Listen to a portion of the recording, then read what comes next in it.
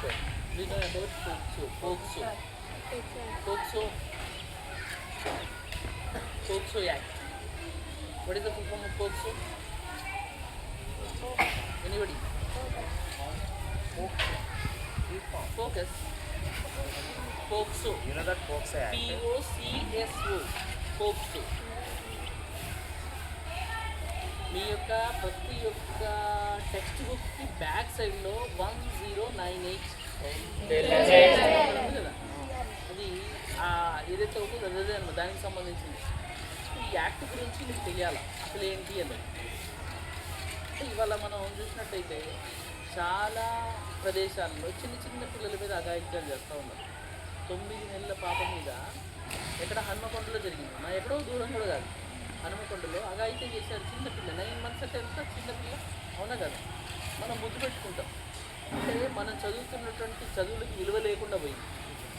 మనం ఏం చదువుతున్నామో మనకు అర్థం కావట్లేదు.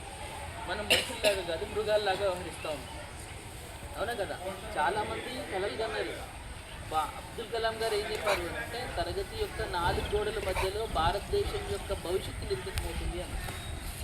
భారతదేశం యొక్క భవిష్యత్తు ఇదా 9 నెలల పాప మీద అఘాయిత్యం చేయాలి, 2 సంవత్సరాల పిల్ల మీద ఇంతకుముందు కూడా జరిగింది కదా. సో ఇలాంటిది మొన్న రీసెంట్గా ఆంధ్రాలో కూడా జరిగింది. స్కూల్ పాప ఏదైతే ఉందో ఆమెను తీసుకెళ్ళి ఒక 70 సంవత్సరాలు 60 సంవత్సరాలు ఉన్నటువంటి ఒక ముసలైన ఆ పిల్ల మీద ఇది చేయడం.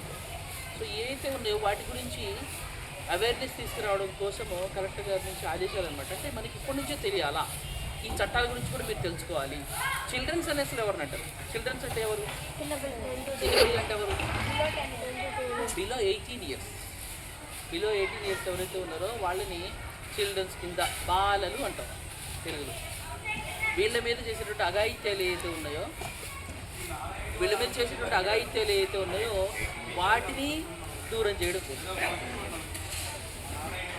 అర్థమైందా. అందుకోసము ఆ 18 years లోపల ఎవరైతే ఉన్నారో వాళ్ళందరినీ కూడా చిల్డ్రన్స్ కింద లెక్కేస్తారు. అంటే ఆ పిల్లల మీద ఇప్పుడు ఏదైతే అఘాయిత్యాలు జరుగుతూ ఉన్నాయో వాటిని చేయడం కోసం. మేము ఫోటోస్ తీయాలి.